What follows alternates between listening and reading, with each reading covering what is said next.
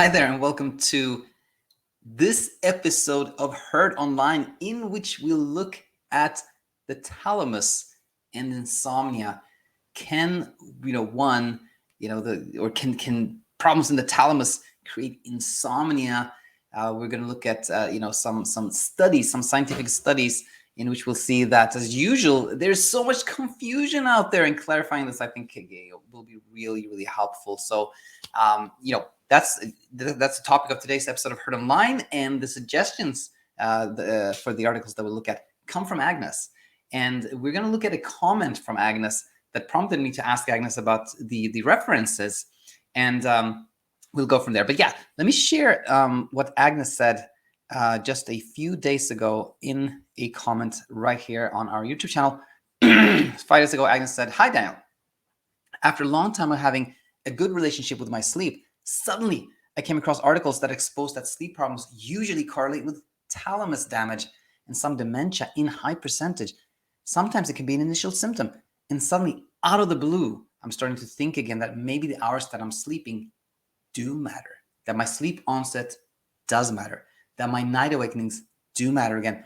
I was in peace with all those aspects since I was absolutely convinced that my body would somehow work it out and would put me to sleep at some point or another, and that my body would at least give me the bare minimum that it needs to keep going.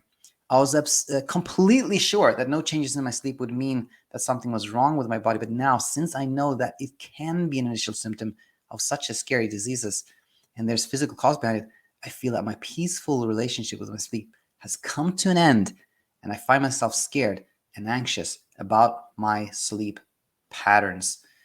We will conclude there. And, when I first saw this comment from Agnes, I really just saw like the first part where it said that, I came across these scary, articles, and I was like, maybe we can review this. And it was not until actually now that I, fully read the comment in detail, and I realized this is almost becomes more of a mining the comments episode, because we can't really jump into the articles without commenting a little bit on Agnes' situation.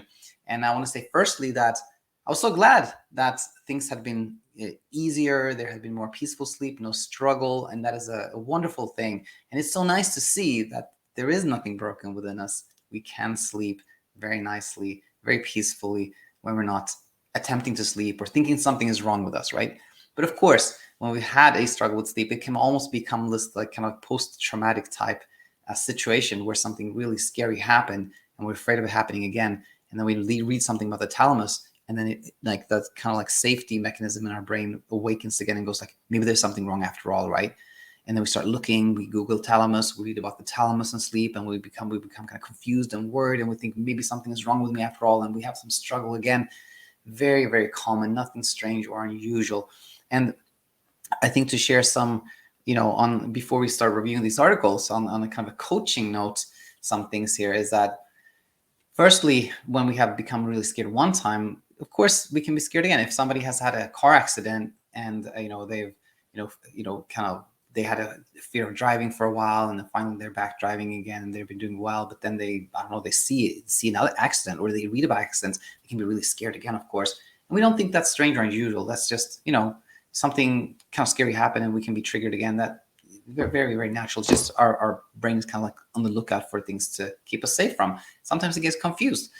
Sometimes there is really truly nothing dangerous happening, but once it's been confused, it can be kind of like a little confused again. So the first thing is kind of big picture. It's very common to have this, these speed bumps or this like waves of some fear after we have let go of that fear initially.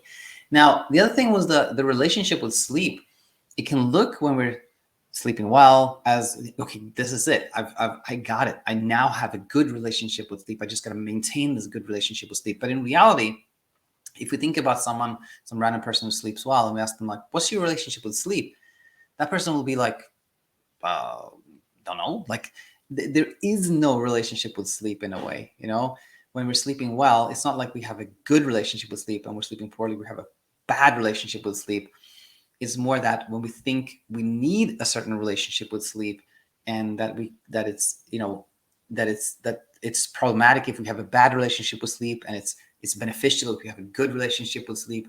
then we're in this kind of performance anxiety type situation. We want to avoid this, we want to achieve that. When in reality, when we approach sleep kind of like breathing, that's really helpful, because we see that there is no such thing as a bad breather or a good breather, and we don't have a good relationship with breathing or a bad relationship with breathing. It's just something that happens, and something that happens by itself without any struggle, when we're not trying to achieve a certain relationship with it. Similar thing with our thoughts. When we thought, like, I had such a full conviction in my body's ability to sleep that made me sleep, which actually isn't the case, because sleep is effortless. So if we think, oh, I have to have a conviction in my body's ability to sleep for me to sleep, then it just becomes a sleep effort. In fact, when we sleep well, it's because there's no effort there. We're not trying to convince ourselves that our body can sleep or anything like that. It can be confusing when we think, oh, I used to be so convinced that my body made me sleep that I slept well, because then we think, oh, I have to recreate that. I have to convince myself that my body can regulate my sleep so that I will sleep well. Then we're in some struggle again. But when we see that it doesn't really matter, we can have full faith in our body's ability to regulate sleep, or have little faith in it. Both of those can actually lead to a place where we're not trying to sleep. Both of them can actually lead to peaceful sleep. So it's really helpful to see that peaceful sleep and sleeping well is effortless. It doesn't require anything. It doesn't require us to be convinced that we're fine. Doesn't require us to be convinced that our brain can regulate sleep. It doesn't require anything, actually. And just seeing this can be really helpful, because it leads us out of that place where we're trying to achieve control or achieve a mind state or anything like that. So yeah, that was became a good 7 minutes of kind of like mine in the comments here. But now, with this in mind, with this said, let us now move into the actual Heard Online portion of this. So Agnes shared with me 3 links that she came across. Let me share them with you. This was the first one. It's an article from 1992. I believe it's in Italian, which is why there's no link here that says, like, see the full article or anything like that. So we only have the abstract. And the abstract, which is kind of the summary, says the following: the thalamus has been shown to play a primary role in organization of the wake-sleep rhythm. This was confirmed by experimental findings in which athalamic cats displayed severe and persistent insomnia. And right there, it was clear to me that there was a huge amount of confusion going on right there, because a cat cannot have insomnia. Like, a cat just cannot have insomnia. It's impossible for a cat to have insomnia, because the cat cannot think about its own emotions. The cat cannot think about its thoughts. And insomnia happens when we are afraid of not sleeping. Insomnia describes a struggle, difficulty. Insomnia is, I can't fall asleep. What's wrong with me? Why can't I sleep? It requires, only a sentient being can have insomnia. Now, a cat, of course, can have disrupted sleep. A cat in which you remove a part of the brain, of course, can have a sleep pattern that looks different from a cat that has an intact brain. But that has nothing to do with insomnia. And I think this is so helpful, because when we start to think, oh, I need to, something is wrong with my thalamus, that's why I'm not sleeping, then we can automatically see that, oh no, it's these type of thoughts that create a struggle for me. This cat, or these cats without a thalamus, I don't think have any struggle whatsoever. Their sleep pattern may be different than other cats, but there's no internal struggle. There is no suffering, which actually segues nicely into the second article that I took a look at. And I hope I'll pick the right one. Which one was it? I think it was this one. Yeah. This is a review article that is from Frontiers of Neuroscience from 2020. And it's a review article. And we'll not spend much time here, because a review article, very difficult to do a Heard Online episode on, because you'd have to spend hours on looking at all the all the articles that make up the review article, but there was nonetheless something really interesting here. The abstract starts with the following: disruptions of sleep and circadian rhythms are amongst the most debilitating symptoms in patients with neurodegenerative diseases. When I read that, I was kind of immediately sort of like in a questioning state of mind, because when I used to work as a sleep doctor, I had patients with Parkinson's disease, Alzheimer's disease, and they didn't seem to have any struggle whatsoever when it came to their sleep, meaning it was maybe inconvenient for the caregivers that their sleep pattern was not predictable or the same as it had been before. But when a human being has these really terrible conditions, and they're losing the ability to think, and their whole, like, it's very difficult to. I would imagine that having one of these conditions is similar to being like 6-month-old. Like the way we experience the world is probably very different. So this sentence to me struck me as like really questionable. Like, how do we even know that? And interesting enough, like I just came across a sentence that I have to share with you, and it's here. Proper assessment of disturbed sleep in Alzheimer's disease necessitate the caregivers being interviewed, as patients may not be aware of these sleep disturbances. And I was like, how in the world can we combine these two things? Like, how can we on one hand say that sleep disturbances are, one of the most debilitating symptoms of, for example, Alzheimer's disease, and then at the same time say, but the patients weren't even aware of them. So we had to ask the caregivers how debilitating that was. Then the question is like, oh, it's debilitating to whom? And again, this highlights that, just as, this may sound terrible, like making this connection, but I think still, hopefully it makes sense to you. Like the cat has no suffering at all, even if it doesn't have a thalamus, right? And somebody who has like a significant neurodegenerative condition whereby their thought process, their brain function is severely impacted, is also not struggling. It doesn't have insomnia. It doesn't have a struggle with sleep, and that's really what we're afraid of. We may think that I'm afraid that I won't sleep, but if that didn't affect us emotionally, we wouldn't have any struggle. We wouldn't even be afraid of it. So what we're really afraid of is how we will feel, and seeing this can be really helpful, because then we see like it's really all about how we think about things and not exactly how we sleep. That's really not what matters. And then finally, let's take a look at the last one. Oh yeah, this was this one. And we can see that the theme here is thalamus. I think Agnes probably did some research on thalamus, and that's why that happened. So this is an article called Sleep and Cognitive Abnormalities in Acute Minor Thalamic Infarction. So this group from China, Chinese group, had looked into a set of patients who had a stroke in the thalamus, and compared them with people who didn't in the let's say in group, and looking at sleep in particular. So we can we'll just go to kind of the results section, I think, or actually a little bit more on the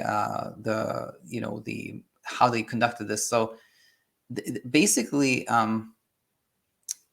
in this particular hospital, they identified patients who had a stroke in the thalamus, and then during their stay in the hospital, I think it was actually I don't know if it was the intensive. I don't think it was the intensive care unit, but in the stroke unit, they did a EEG, like a polysomnogram.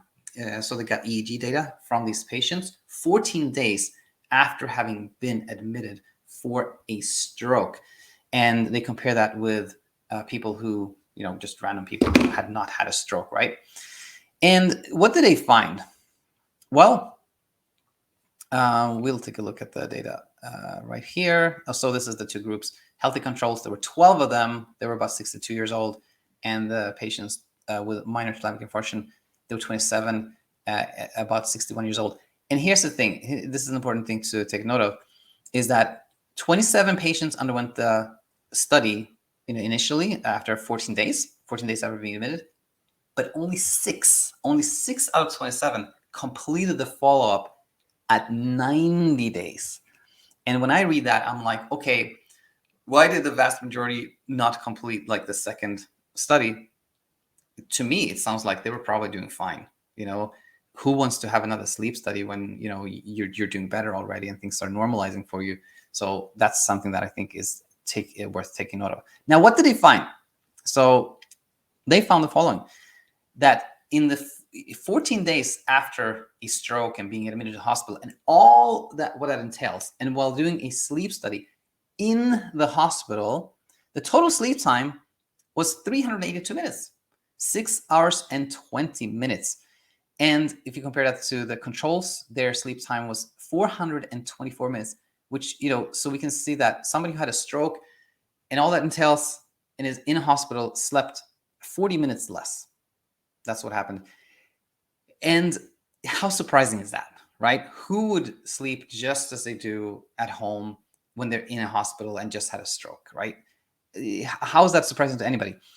Moreover, what surprises me is that who are these controls who sleep like an hour more than than what we typically see when we do EEGs? In fact, the 14, like the patients who had the stroke had a pretty typical sleep duration when compared to like big studies on sleep duration with objective data. And so and then they did see, even in this study, they saw that the total sleep time increased after 90 days after the stroke. But again, most patients in this group fell out of the study. So to me, the conclusion of this study becomes something like, to me, it's like doubtful that this even necessarily has anything to do with the thalamus. If somebody had a stroke in any other part of the brain, or somebody had a heart attack or something else that necessitated them to be hospitalized for 14 days and you did a sleep study, surely you would see that sleep was different than in somebody who didn't have a heart attack, a stroke, or anything else. And I don't think that's strange at all. That's just sleep disruption. That's just sleep disruption. Many, many things can disrupt our sleep. But again, that does not lead to an ongoing struggle, emotional struggle that we call insomnia. That has to do with how we think about things.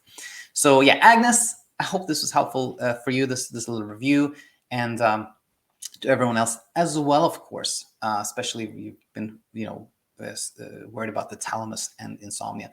So I'll conclude there. As always, let me know in the comment section what you thought, and look forward to having you back real soon. Until then, bye for now.